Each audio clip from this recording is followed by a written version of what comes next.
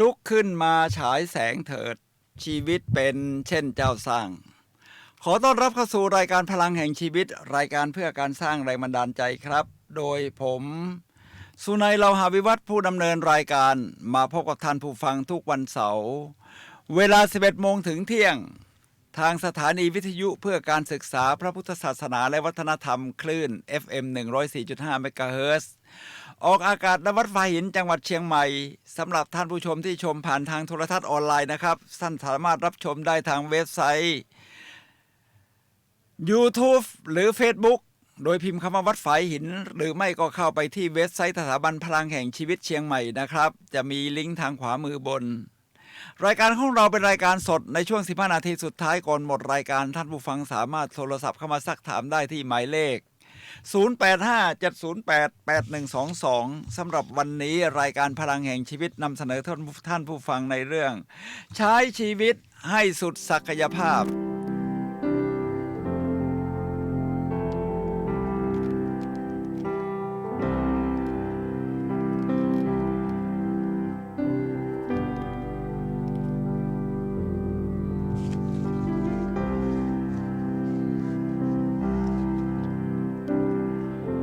ท่านผู้ฟังครับหัวข้อนี้นี่น่าสนใจมากๆนะครับ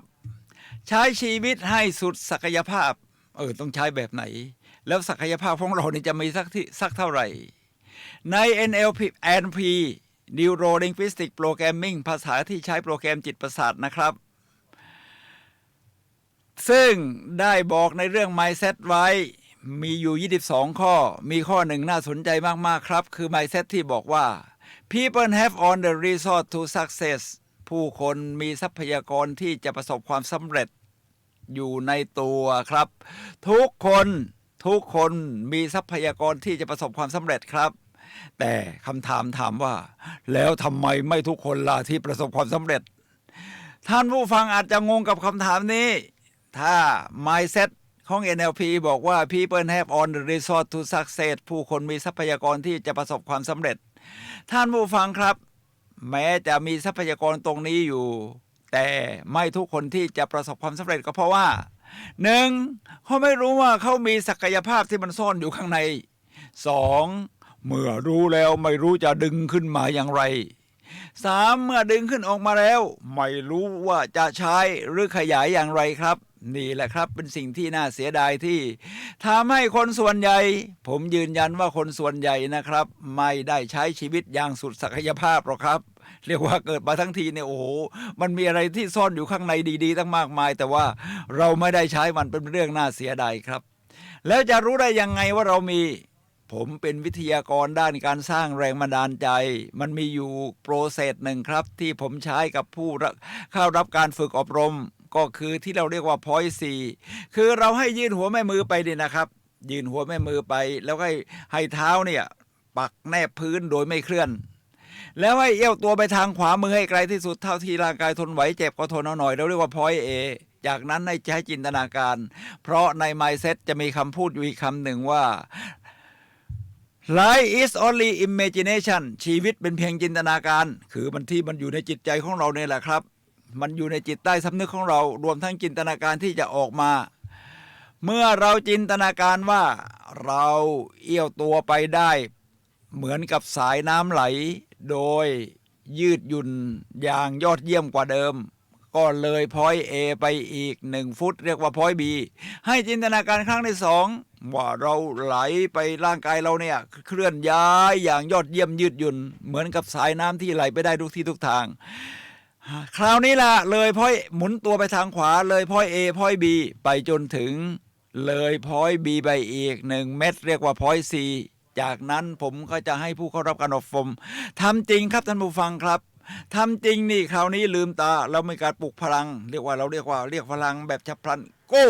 Yes นะครับเสร็จแล้วยื่นหัวไปมือขวาไปแล้วก็เอี้ยวเหมือนสายน้ำไหลที่จินตนาการไปสักครู่นี้ยืดหยุ่นอย่างยอดเยี่ยมไปเลยพอย A พอย B ไปจนถึงพอย C นะครับพอผมถามว่าใครถึงพอย C บ้าง 90% ครับไปถึงพอย C ได้เอาคนที่เหลือล่ะคนที่เหลือเพราะไม่เชื่อมั่นครับฉะนั้นวันนี้ผมจะพูดในรายละเอียดของการ ดึงศักยภาพและใช้ชีวิตให้สุดศักยภาพครับท่านผู้ฟังครับการใช้ชีวิตทำให้สุดศักยภาพนี่เป็นการเรียกว่าเกิดมาทั้งทีนะเราทำให้มันยอดเยี่ยมเลยครับพูดถึงการใช้เงินของคนรุ่นใหม่ในปัจจุบันนี้นะครับท่านผู้ฟังครับมันก็มีการใช้เงินอยู่2วิธีหลักๆ 1. ซื้อสิ่งของเครื่องใช้ของที่ถูกใจไม่ว่าจะเป็นกระเป๋าแพงๆอย่างหลุยส์วิตตองใบละเป็น10,000นาฬิกาหลายหมื่นทำนองนี้นะครับท่านผู้ฟังครับรวมทั้งรถยนต์เครื่องใช้อื่นๆแหละที่แพงๆก็มีบางคนก็ชอบสะสมของแบบนี้เรียกว่าใช้เงินแบบนี้แต่คนรุ่นใหม่เดี๋ยวนี้นะครับที่เขาใช้ศักยภาพอย่างเต็มที่เขาจะเรียกว่าเอาเงินไปซื้อประสบการณ์แทนการซื้อของครับซื้อประสบการณ์ยังไงคือซื้อประสบการณ์ในการที่จะเข้าไปยกตัวอย่างเช่นการฝึกอบรมการเดินทางท่องเที่ยวการเดินทางท่องเที่ยวไปในที่ที่ท่านไม่เคยไปนี่นะครับโดยเฉพาะถ้าประเภทไปเองต้องจองตั๋วเครื่องบินเองจองโรงแรมเองหาที่เที่ยวเองเดินทางเองลงรถไฟใต้ดินเองนี่นะครับ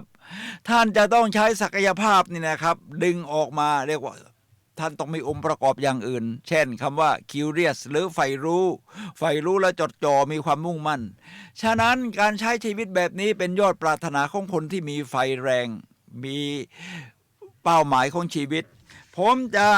ยกตัวอย่างต่อไปนี้ครับท่านผู้ฟังครับนี่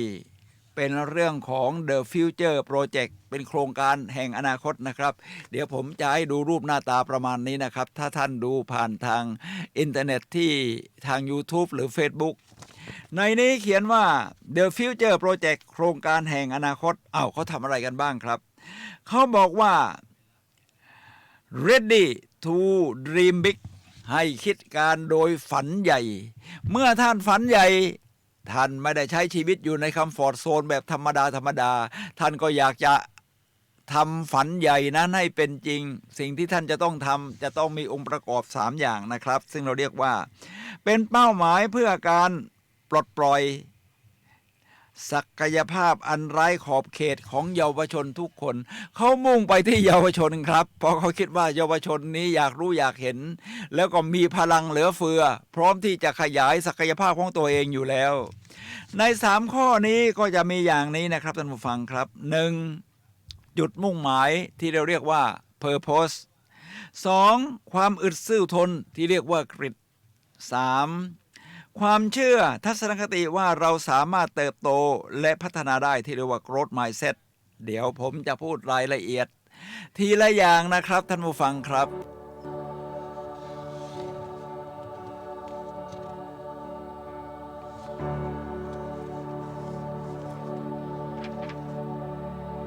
เรามาพูดถึงจุดมุ่งหมายก่อนนะครับท่านผู้ฟังครับที่เรียกว่า purpose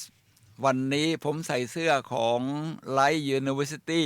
ซึ่งเป็นหลักสูตรที่ใช้ฝึกอบรมหลักสูตร NLP กันเขาก็จะมีหลักสูตรแรกเขาเรียกว่า Life Purpose and Passion นะครับซึ่งเป็นการอบรมฟรีถ้าท่านสนใจนี่นะครับสิ้นเดือนกันยายนตอนวันสิ้นเดือนเมษายนปีนี้แหละครับท่านผู้ฟังครับวัสซึ่งเขาเป็นผู้ดำเนินโครงการ Light University จะมาจัดสอนให้เราฟรีนะครับแบบ3 วัน 3 คืนที่ศูนย์ประชุมนานาชาตินะครับและแสดงสินค้านานาชาติ700 ปีริมคลองชลประทานอำเภอเมืองจังหวัดเชียงใหม่นี่ลองค้นคว้าดูทีนี้เมื่อเราพูดถึงจุดมุ่งหมายนะครับจุดมุ่งหมายนี่เป็นสิ่งสำคัญครับท่านผู้ฟังครับจุดมุ่งหมายในชีวิตนั้นก็คือเราเกิดมาเพื่อจะ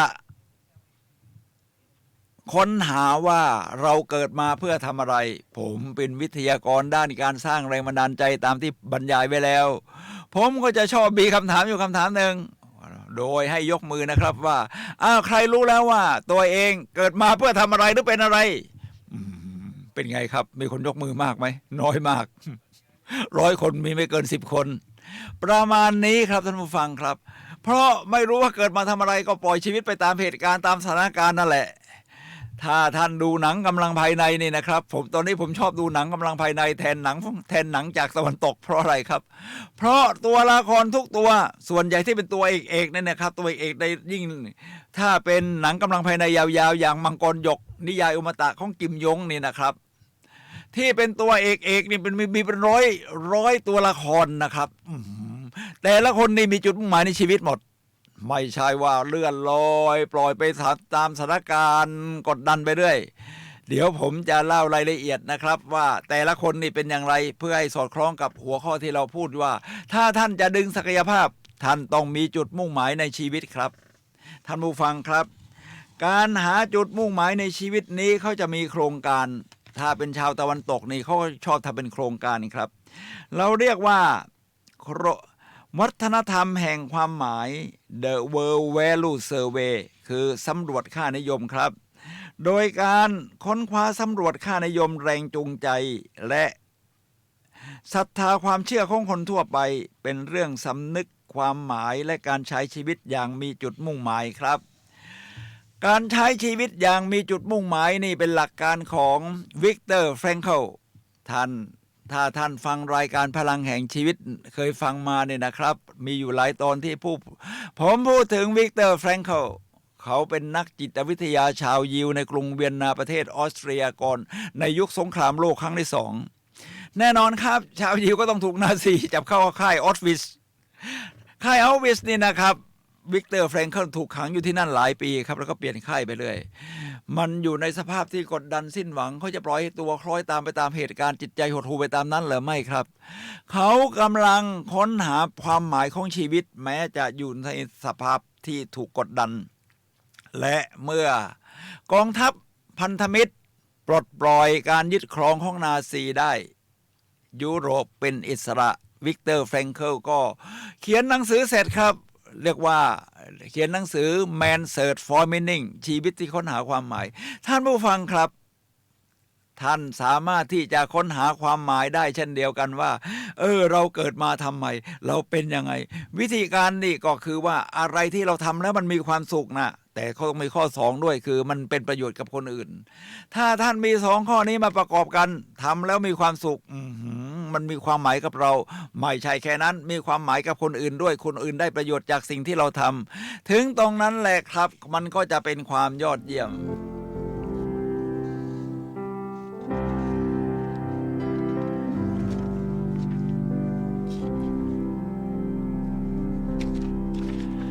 ท่านผู้ฟังครับนี่คือข้อแรกนะครับเรียกว่าศักยภาพอันไร้ขอบเขตนะครับเรียกว่าจุดมุ่งหมายของชีวิตแต่การที่จะหาเจอจุดมุ่งหมายของชีวิตนี่ก็คงต้องใช้เวลานานผมแม้จะเป็นวิทยากรสร้างแรงบันดาลใจแล้วในตอนนี้แต่สมัยทำงานอยู่ผมทำงานเกี่ยวกับการเงินการธนาคารเนี่ยนะครับทำงานการเงินการธนาคารมันก็สนุกเพลิดเพลินยศถาบรรดาศักดิ์มันก็มีเงินเดือนก็เยอะแต่ว่า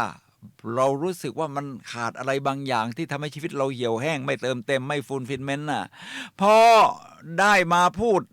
ได้บรรยายได้เป็นวิทยากรมันรู้ว่านี่ใช่ผมก็เลยว่าจุดมุ่งหมายของชีวิตของผมคือเป็นนักพูดสร้างแรงบันดาลใจประมาณนี้แหละครับท่านผู้ฟังครับเมื่อเป็นนักพูดสร้างแรงบันดาลใจแบบนี้ผมก็จะค้นหาศักยภาพว่า1พูดอย่างไรให้มันดีคนเข้าใจง่าย2ให้น่าสนใจ3ชวนติดตาม4เป็นประโยชน์กับคนฟังนำเอาไปใช้ได้นี่แหละครับท่านผู้ฟังครับทีนี้มาถึงข้อที่2ครับในการที่จะใช้ศักยภาพให้เป็นไปได้นั้นเราเรียกว่าความอึดสู้ทนที่ภาษาอังกฤษเรียกว่ากริตนะครับทีนี้เมื่อเราทำสิ่งใหม่ๆทดลองสิ่งใหม่ๆนี่นะครับมันก็ชวนให้เราออกจากคอมฟอร์ตโซนจากสิ่งที่คุ้นเคยเหมือนมีคำพูดที่ว่ามีแต่คนโง่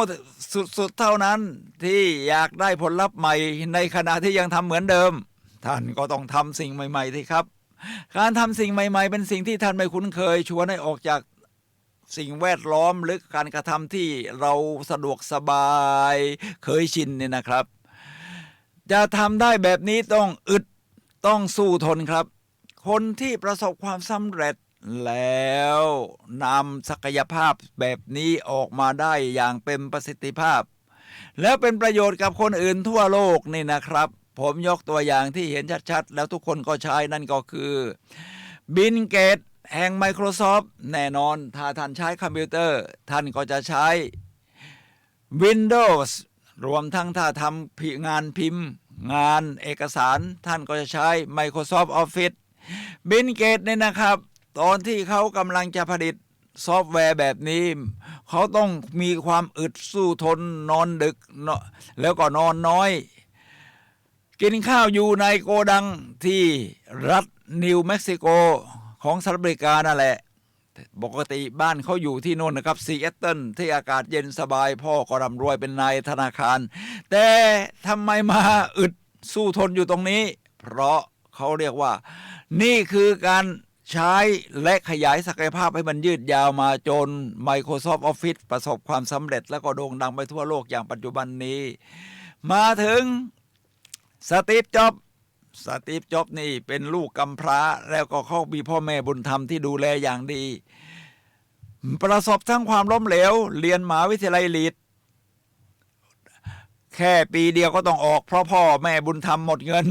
ไปเลือกมหาวิทยาลัยแพงอ่ะเป็นความล้มเหลวเขาจะอึดจะสู้ทนยังไงเขาก็มาใช้โรงรถนี่แหละครับท่านผู้ฟังครับของพ่อแม่บุญธรรมนี่แหละเพื่อจะประกอบเครื่อง Macintosh และ Apple ในรุ่นแรกๆพอตั้งบริษัท Apple แข็งแกร่งขยายใหญ่โตก็ถูกกรรมการของตัวเองไล่ออกนะครับปลดออกเขาก็ต้องไปตั้งบริษัทใหม่บริษัทพิกซ่าทำนองนี้เขาต้องอึดทนจนกระทั่งผ่านไปหลายปีแล้วทีเดียวครับกรรมการชุดใหม่เห็นว่าสตีฟจ็อบส์ยังมีประโยชน์อยู่นะเขาอึดทนพอสมควรอยู่แล้วเนี่ยที่ถูกปลดไปหลายปีไหนไปดึงกลับมาสิข่าวนี้ Apple ก็ยืนยงมาจนถึงปัจจุบันนี้เป็นกลายเป็นตระกูล iPhone iPad อย่างที่เราใช้อยู่ทุกวันทีนี้ถ้าเป็นคนปัจจุบันที่มีความอึดทนล่ะครับท่านผู้ฟังครับความอึดทนนี่เขาเรียกว่าอีลอนมัสนี่เป็นคนยุคใหม่นะครับคนรุ่นหลังจากสองคนนั้นเพราะบิลเกตนี่ก็แก่แล้วล่ะส่วนสตีฟจ็อบส์ก็จากโลกใบนี้ไปแล้วอีลอนมัสยังเป็นคนรุ่นใหม่อยู่เขาก็อดทนนะครับอึดพัฒนาสิ่งต่างๆไม่ว่าจะเป็นจรวดไม่ว่าจะเป็นลูปที่เขาบอกว่าการเดินทางสมัยใหม่ต่อไปนี้มันจะไปตามท่อว่างั้นนะรวมทั้งรถไฟฟ้าเขาต้องใช้ความอึดทนมากมายครับมีทั้งสำเร็จมีทั้งล้มเหลวแน่นอนในความอึดทนเนี่ยถ้าล้มเหลวก็ทำให้เราท้ออาจจะไม่อดทนต่อไปถอยห่างออกมาจึงมีคำพูดของนักประดิษฐ์ที่อึดทนแบบนี้แหละครับที่ยอดเยี่ยมเป็นตัวอย่างคลาสสิกก็คือโทมัสเอวาเอดิสันที่ประดิษฐ์หลอดไฟฟ้าที่เราใช้แสงสว่างอยู่นี่แหละครับท่านผู้ฟังครับเขาอึดทนยังไงก็ผลิตหลอดไฟนี่ก็ทำไปตั้ง 9,999 ครั้งเอาโลหะโน่นผสมโลหะนี่ใส่แก๊สโน่นแก๊สนี่เปิดปั๊บดับปุ๊บเปิดปั๊บดับปุ๊บติดอาจจะแป๊บเดียวไม่คงทนจนครั้งที่ 10,000นี่แหละครับเขาถึงผสมโลหะเสร็จแล้วก็ติดยาวนานจนภรรยาของเขาว่าโทมัสแสงสว่างนั้นเป็นเข้าชะตาฉันปิดไฟนะเธอนี่แหละครับความอึดทนที่นำไปสู่ความสำเร็จและดึงศักยภาพของทั้งโทมัสเอวาเอดิสันอีลอนมัสก์สตีฟจ็อบส์บิลเกตและคนอื่นอีกทั่วโลกรวมทั้งตัวท่านนะครับความอึดทนนี่แหละครับจะทำให้เราใช้ศักยภาพได้อย่างยอดเยี่ยมและใช้ศักยภาพอย่างสุดๆของชีวิตครับ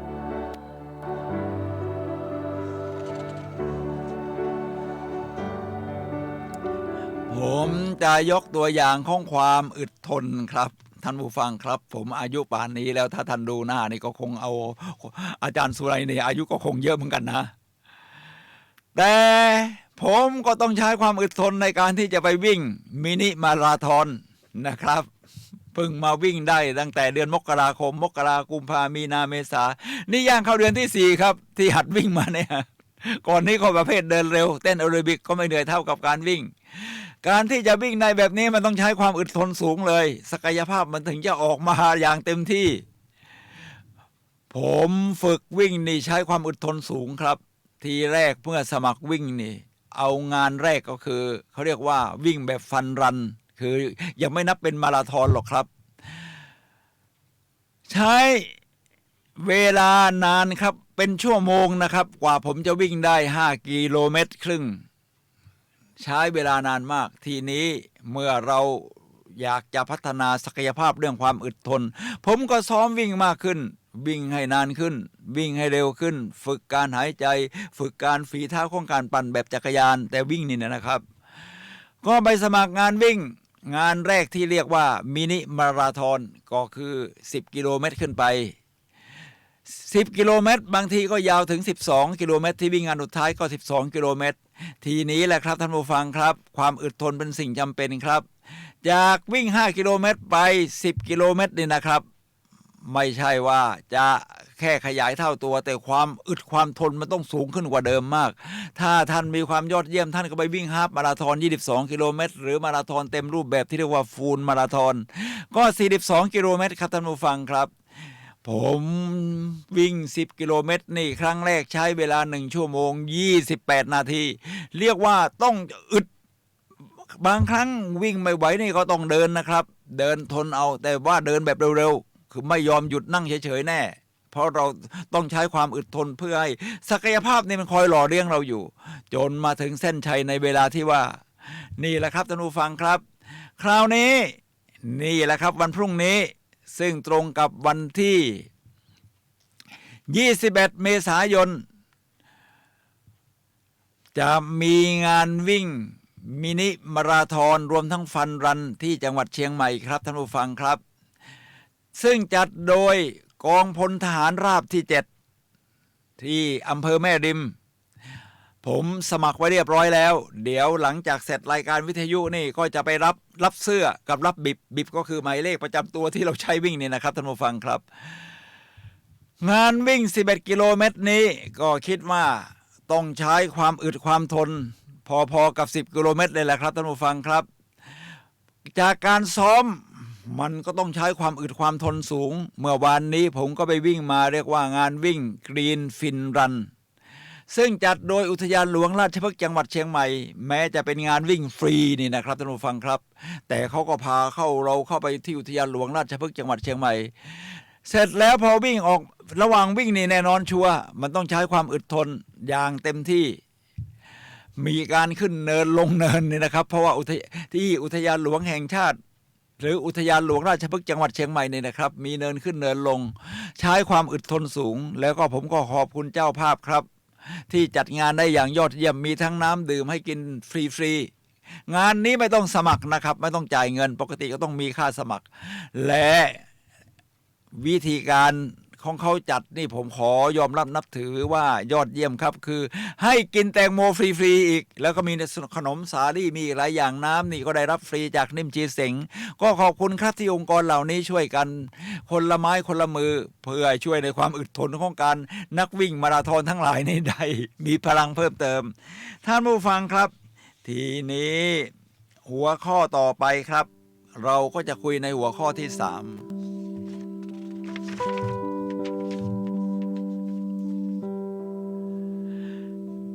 ท่านผู้ฟังครับในหัวข้อที่3นี้เรียกว่าความเชื่อทัศนคติว่าเราสามารถเติบโตพัฒนาได้ที่เรียกว่า growth mindset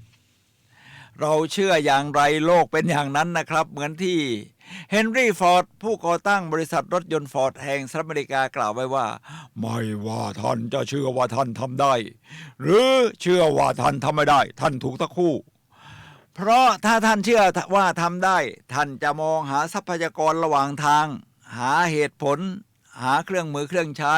เพื่อจะทำให้ความเชื่อนั้นเป็นจริงแต่ถ้าท่านเชื่อว่าท่านทำไม่ได้ท่านก็จะหาข้ออ้างว่าอย่างนั้นมันเป็นอย่างนี้จะไปวิ่งนี่อากาศก็ร้อนไม่ต้องซ้อมดีกว่าอยู่ที่บ้านนอนห้องแอร์ท่านผู้ฟังครับที่เฮนรี่ฟอร์ดเขาทำอย่างนั้นเพราะว่าเขาอยากจะช่างโมเดลทีเครื่องยนต์รุ่นใหม่เนี่ยออกมาใช้กับรถยนต์เขาก็บอกวิศวกรให้ผลิตโมเดลทีเขาทักเครื่องนี้วิศวกรก็มีข้ออ้างโน้นข้ออ้างนี้ว่ามันทำไม่ได้หรอกไม่มีใครเคยทำมาก่อนแต่เฮนรี่ฟอร์ดไม่ยอมครับแล้วเขาก็พูดประโยคเมื่อสักครู่นี้ทวงอยู่นั่นแหละครับเป็น10ครั้งจนวิศวกรต้องดึงศักยภาพตัวเองออกมาอย่างเต็มที่จนทำได้เป็น รถยนต์ Ford Model T รุ่นแรกของโลกที่เดินสร้างตามสายพานทำให้รถยนต์มีราคาถูกนะครับทีนี้เรามาดูรายละเอียดของเรื่องความเชื่อทัศนคติว่าเราสามารถเติบโตและพัฒนาได้นี่นะครับในเรื่องของ mindset ก็คือกรอบของจิตใจที่หมายถึงว่าเป็นที่เราใช้อยู่นี่นะครับทุกคนก็จะมี mindset ของตัวเอง mindset นี่จะมีอยู่2แบบคือ mindset แบบ fixed mindset กับ growth mindset เป็นความเชื่อนะครับคนที่เชื่อว่า fixed mindset คุณเกิดมาแบบไหนก็จะเป็นแบบนั้นไปตลอดกาลเป็นความเชื่อที่มันในความเป็นผมว่ามันโคตรโบราณนะโคตรโบราณจนคนสมัยนี้ที่เขาใช้ศักยภาพมันเต็มที่เขาไม่เชื่อหรอกครับว่าคุณจะพัฒนาไม่ได้คุณพัฒนาได้ก็เลยกลายเป็นมีคำว่า growth mindset หมายว่าทุกคนสามารถพัฒนาได้พัฒนาไปได้เรื่อยๆเหมือนที่หลักการของธุรกิจหรืออุตสาหกรรมของญี่ปุ่นที่เขาเรียกว่าไคเซ็นคือพัฒนาวันละนิดทีละนิดทีละนิดทีละนิดทีละนิดทีละนิดซึ่งจะทำให้เรายอดเยี่ยมยิ่งขึ้นมาถ้าเราพัฒนาไม่ได้ลองคิดดูที่สงสัยเรายังอยู่ในถ้ำอยู่เหมือนเดิมใช้หอกใช้ไม้เนี่ยนะครับล่าสัตว์เดี๋ยวนี้มันพัฒนาได้นี่ใช่ไหมครับมันก็เลยพัฒนามาเป็นเครื่องมือเครื่องใช้ที่ยอดเยี่ยมเพราะนี่คือมนุษย์ใช้ศักยภาพอย่างเต็มที่เดี๋ยวเราจะพูดในรายละเอียดของข้อ3ในเรื่องของทัศนคติความเชื่อว่าเราพัฒนาได้กันต่อนะครับ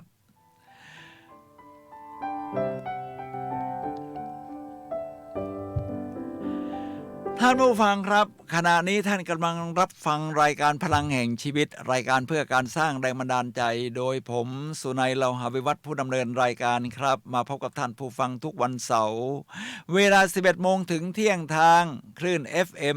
104.5 เมกะเฮิรตซ์ออกอากาศณวัดฝายหินจังหวัดเชียงใหม่ครับและท่านผู้ชมสามารถที่จะชมเห็นรูปภาพได้นี่นะครับ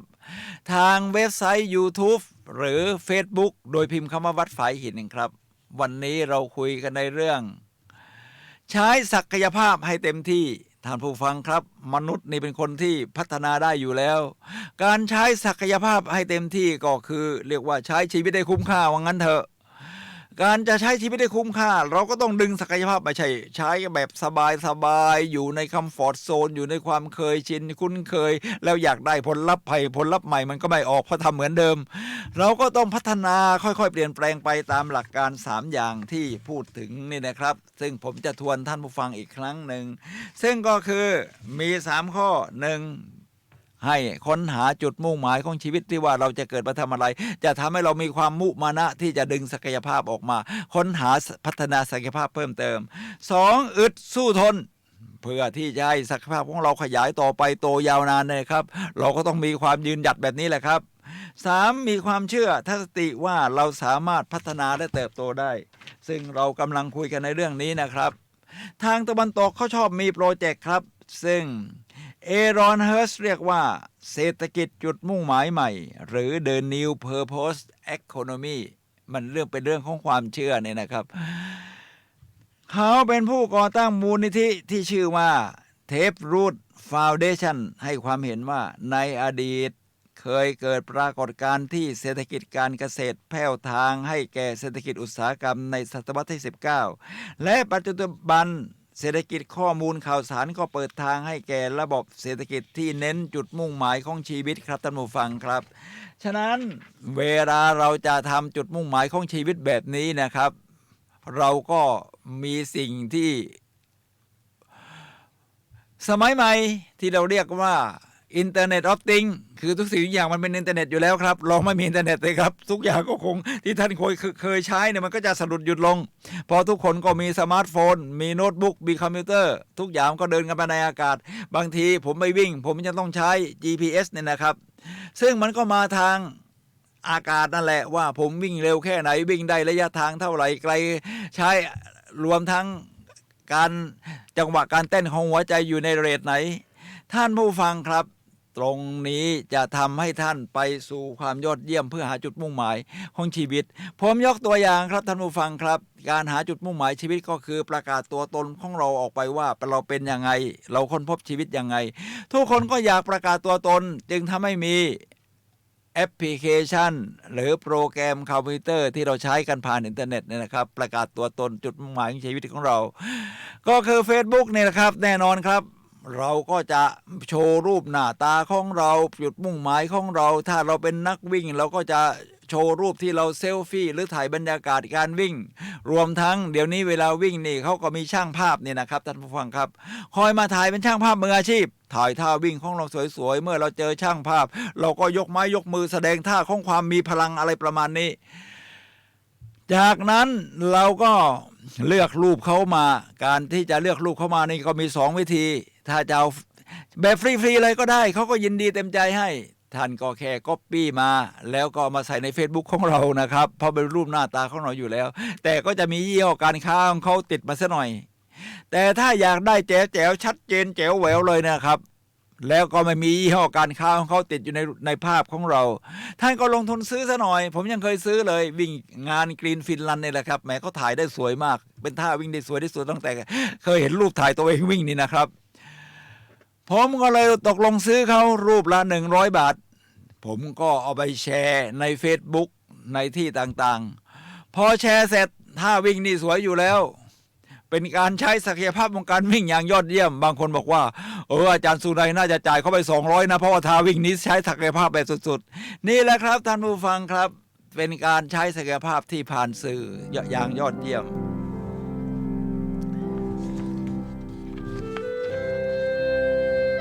ท่านผู้ฟังครับทีนี้ผมจะมีหลักการอยู่3ข้อเพื่อขยายให้ท่านใช้ชีวิตอย่างสุดศักยภาพนี่แหละครับเราก็จะต้องค้นหาศักยภาพจุดมุ่งหมายของชีวิตความเชื่อความยืนหยัดในนี้บอกว่าศักยภาพทำให้คุณมีพลังผมนำมาจากหนังสือกฎ3ข้อของการผลิตโชคด้วยตัวคุณเอง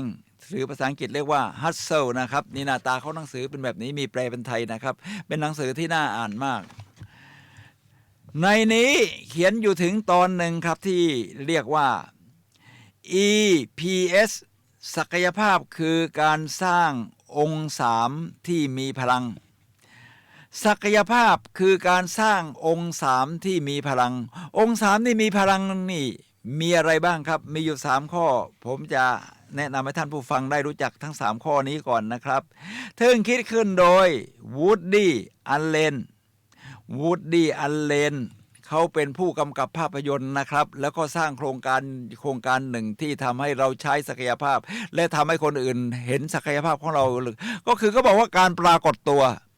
คุณต้องปรากฏตัวบ่อยๆฉะนั้น Woody Allen นี่นะครับเขาก็ใช้วิธีการปรากฏตัวทำให้เกิดลัทธิที่เรียกว่า Allenis การปรากฏตัวบ่อยๆทำได้ง่ายมากเดี๋ยวนี้คุณไม่ต้องเดินทางไปโชว์ตัวที่นู่นที่นี่มันมีเครื่องมืออย่างที่ผมพูดถึง Facebook YouTube Instagram ถ้า Facebook นี่ถ้าไม่ให้แฟนคลับของคุณลืมคุณนะครับคุณก็ลงรูปทุกวันอย่างน้อยสักรูปหนึ่งว่าคุณไปทำกิจกรรมอะไรมาที่มันสร้างสรรค์ใช้ศักยภาพอย่างเต็มที่ศักยภาพของคุณมีประโยชน์กับคนอื่นอย่างไรมันก็ทยอยลงไปแบบนี้แหละครับให้คนเห็นศักยภาพเรียกว่าปรากฏตัวถ้าเดี๋ยวนี้คุณมีเป็นนักพูดที่เก่งกาจเป็นนักเดินทางที่ยอดเยี่ยมคุณก็ทำวิดีโอไว้เลยครับถ่ายเป็นวิดีโอแล้วก็ลงใน YouTube รวมทั้งถ้า Instagram ถ้าคุณชอบถ่ายรูปเนี่ยครับ Instagram ก็จะใส่รูปได้เยอะเลยครับแล้วก็รูปก็สวยๆมีคนที่โด่งดังที่ประกาศตัวทุกวันอย่างวูดดี้อัลเลนบอกเลยครับคือปรากฏตัวบ่อยๆนะครับเขาก็จะมี Instagram ของตัวเองที่จะลงรูปว่าคุณไปทำอะไรมาบ้างแล้วก็จะมีคนติดตามนะครับ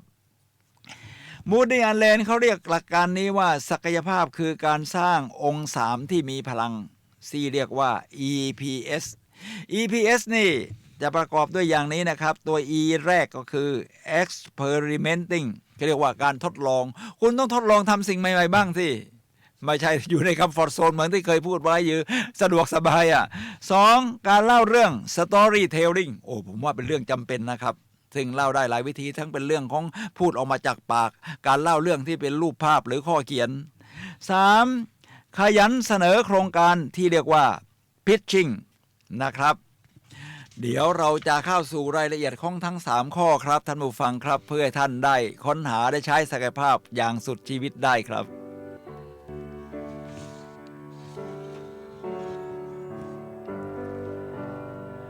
ท่านผู้ฟังครับเราจะมาเริ่มที่การทดลองก็คือการก้าวออกจากคัมฟอร์ตโซนนั่นแหละถ้าท่านทำสิ่งที่ท่านคุ้นเคยชินเนี่ยนะครับมันก็เป็นงานรูทีนที่คือตื่นขึ้นมาแปรงฟันนั่นอย่างเงี้ยนะครับอาบน้ำมันก็เป็นความเคยชินเรียกว่าคุณไม่ต้องคิดอะไรเลยล่ะจิตใต้สำนึกของคุณที่มีน้ำหนักอยู่ตั้ง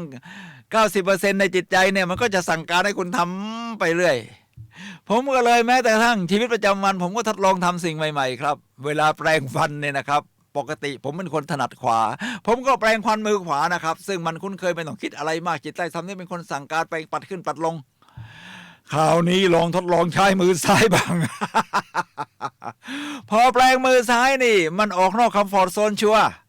มันก็แปลงยากขึ้นแรกๆมันก็ติดขัดเนี่ยครับพอใช้ไปนานๆมันเริ่มชำนาญเพราะตอนแรกที่ไม่ชำนาญเพราะว่ามันเป็นการทดลองไงพอเริ่มชำนาญขึ้นแปลงได้สะดวกขึ้นจิตใต้สำนึกมันเริ่มสั่งการผมก็บอกนั่นแค่นั้นยังไม่พอเราทดลองใหม่สิแปลงมือซ้ายแล้วก็ยืนขาเดียว ท่านผู้ฟังครับมันสุดๆไปเลยตื่นเช้าขึ้นมาเวลาผมแปรงฟันผมก็จะยืนขาเดียวเอายาสีฟันใส่แปรงแล้วก็จะใช้มือซ้าย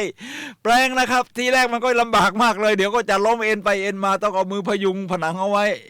พอทำไปเริ่มชำนาญขึ้นการทรงตัวก็เริ่มได้ขึ้นก็เรียกว่าเปลี่ยนยืนขาซ้ายเปลี่ยนยืนขาขวาทำให้ในวิธีการโยคะนี่เขาบอกว่าการที่คุณยืนขาซ้ายขาขวาได้นิ่งๆเป็นการฝึกรักษาระดับน้ำในหูนะครับทำให้คุณไม่เกิดอาการวิงเวียนเนื่องจากระดับน้ำในหูไม่เท่ากันนี่แหละครับ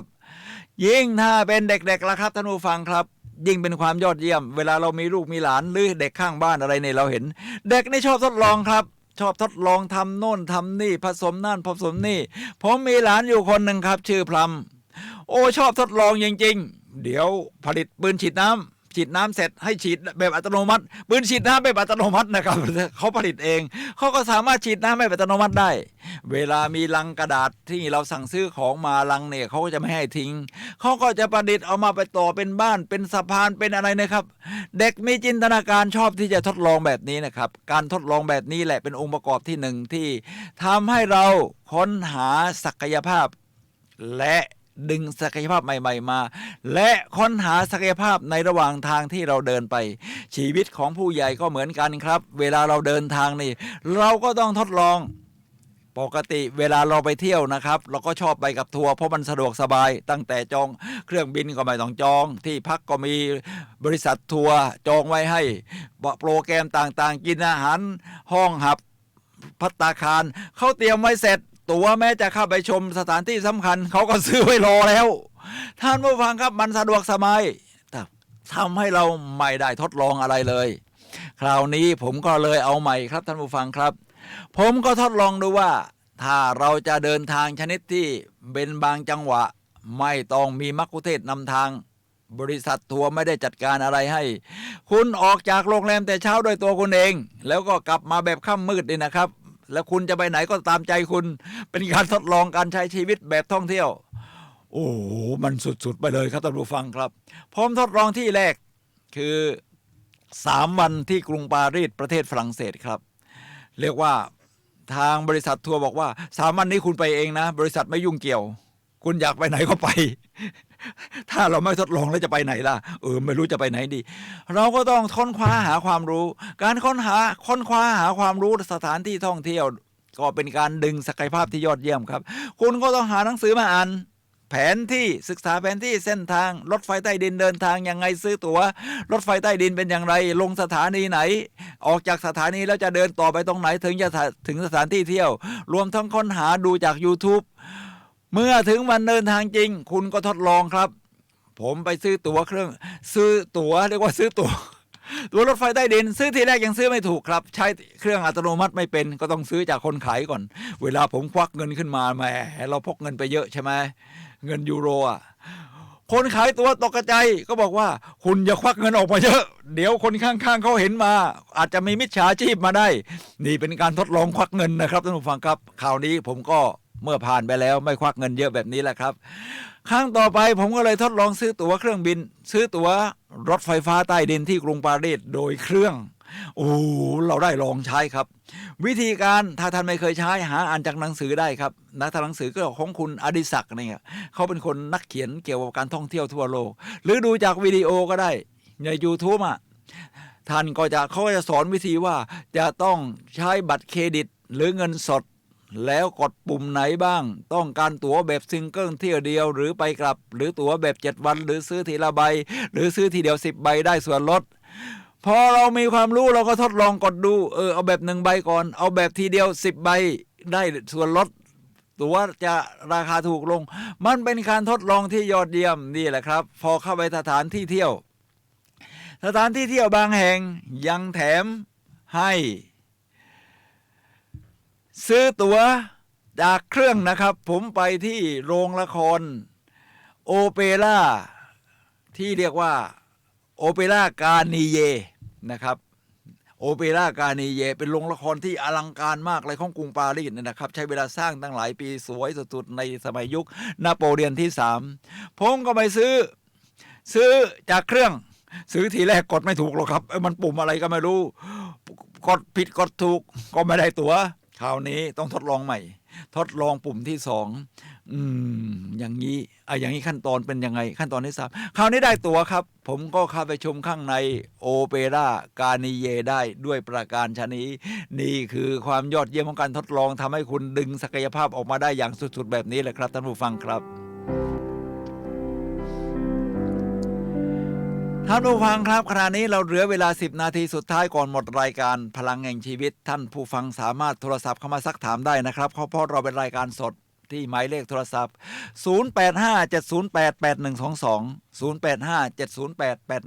0857088122ครับเรากำลังคุยในเรื่อง EPS ศักยภาพคือ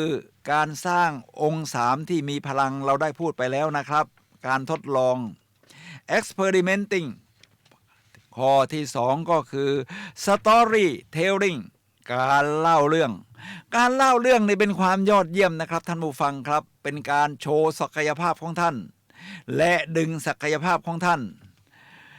ผมมีตัวอย่างเลยครับในเรื่องของการเล่าเรื่องที่เกิดขึ้นแล้วทำให้นักเล่าเรื่องคนนี้สามารถที่จะออกมาเป็นนักธุรกิจสร้างผลงานที่ยอดเยี่ยมในระดับค่อนข้างระดับโลกได้แล้วครับซึ่งเขาเป็นผู้ก่อตั้งบริษัท Life is Good ชีวิตเป็นเรื่องดีชื่อก็ยอดเยี่ยมอยู่แล้วครับ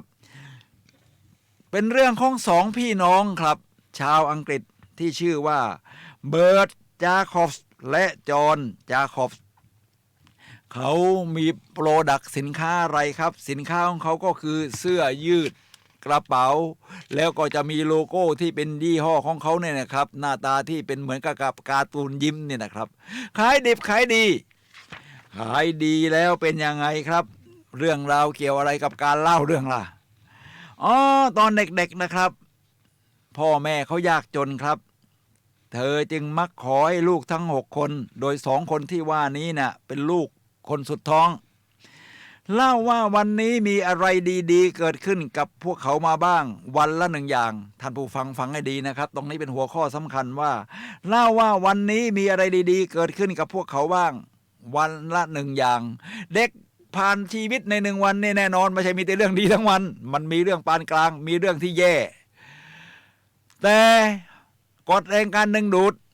สอนให้เราดึงสิ่งดีๆขึ้นมาแล้วเราจะหาสิ่งดีๆเจอมากขึ้นเด็กก็จะหาวันนี้ดีที่สุดมีอะไรนะเขาก็จะดึงมาได้สัก1เรื่องพอแม่เล่า1เรื่องทุกคนก็จะดึงของตัวเองออกมาแล้วเล่าที่โต๊ะอาหารตอนเย็นเขาทำแบบนี้ทุกวันครับจะทำให้เขาพร้อมที่จะคุ้นเคยในการที่จะค้นหาว่าวันนี้เดี๋ยวเราจะต้องค้นหาสิ่งดีๆถ้ายังไม่เจอเดี๋ยวจะต้องทำให้มันทำสิ่งดีๆแล้วตอนเย็นจะได้มีเรื่องเล่าให้แม่ฟัง เมื่อหลัง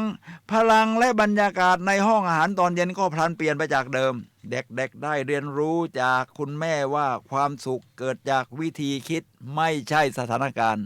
เกิดจากวิธีคิดไม่ใช่สถานการณ์เหตุการณ์ที่เกิดขึ้นไม่สำคัญเท่าการตอบสนองของเราต่อสิ่งที่เกิดขึ้นครับเมื่อโตขึ้นเขาก็จะได้พลังแบบนี้จากคุณแม่ในเรื่องของการเล่าเรื่องมาค้นคว้าแล้วทำธุรกิจเป็นกระเป๋าและเสื้อ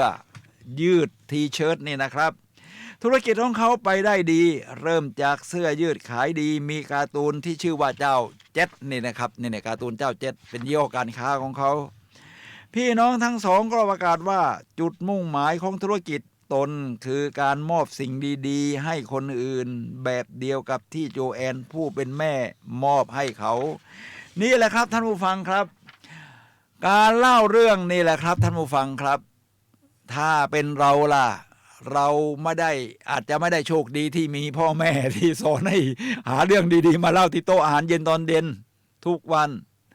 เราก็หัดเล่าเรื่องนะครับแต่ให้ดึงสิ่งดีๆนะครับว่าอะไรที่มันดีๆนะไอ้ที่แย่ๆไม่ต้องไปโพสต์ใน Facebook หรอกโพสต์เฉพาะอะไรที่ดีๆและเป็นแรงบันดาลใจให้กับคนอื่นมาโพสต์ลงใน Facebook ทุกวันโพสต์ว่าฉันไปวิ่งมาได้5 กิโลเมตร10 กิโลเมตรฉันไปพูดที่นั่นที่นี่ฉันได้กินอาหารดีๆร้านอาหารนี้ยอดเยี่ยมสุขอนามัยอย่างดีเลยมีกากใยเยอะมีไฟเบอร์เยอะกินแล้วทำให้การระบบขับถ่ายดีราคาไม่แพงตั้งอยู่ตรงไหนแล้วก็เซลฟี่มาหน่อยแล้วก็ถ่ายรูปอาหารมาซะหน่อยแล้วก็ลงใน Facebookเป็นการเล่าเรื่องดีๆที่เกิดขึ้นนะครับเป็นการแบ่งให้คนอื่นได้เห็นด้วยเมื่อท่านทำแบบนี้ไปจนรู้สึกมันเป็นสิ่งที่ดีเวลาท่านไปไหนวันนี้ยังไม่พรุ่งนี้เช้ายังไม่มีอะไรจะโพสต์เลยท่านก็จะหาสิ่งดีๆครับวันนี้เราจะต้องมองหาเหตุการณ์ที่มันดีๆที่เป็นความยอดเยี่ยมสิแล้วท่านก็จะหามันจนเจอแหละครับเพราะเราจะเห็นเฉพาะสิ่งที่เรามองหามันพอหาเจอสิ่งดีๆพรุ่งนี้เช้าค่อยๆมาโพสต์วันต่อไปท่านก็ค้นหาสิ่งที่ยอดเยี่ยมไปเรื่อยๆนี่แหละครับเป็นการเล่าเรื่องวิธีหนึ่ง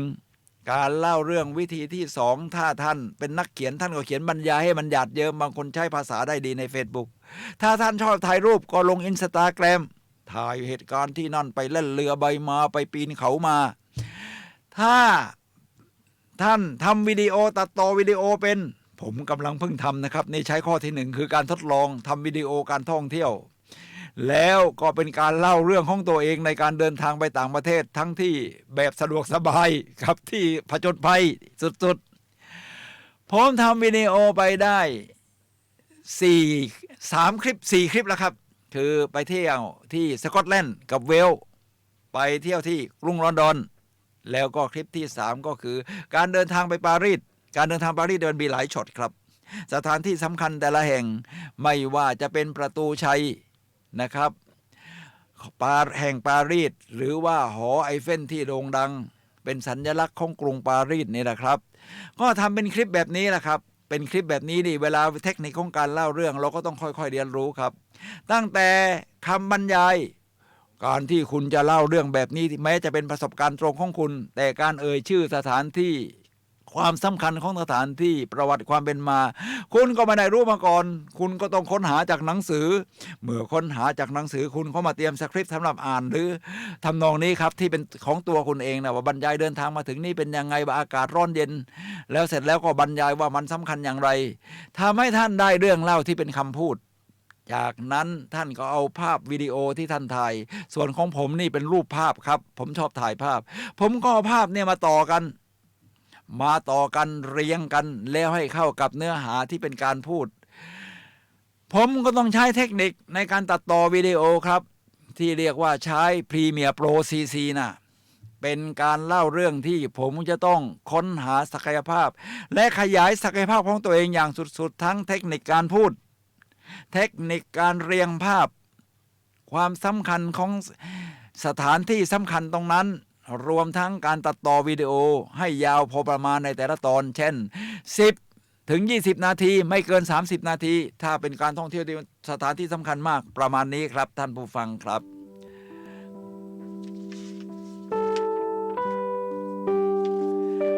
ผมมาถึงหัวข้อสุดท้ายครับท่านผู้ฟังครับในหัวข้อสุดท้ายนี้ครับ ซึ่งก็คือหัวข้อที่เราพูดถึงในการที่ EPS นี่นะครับท่านผู้ฟังครับ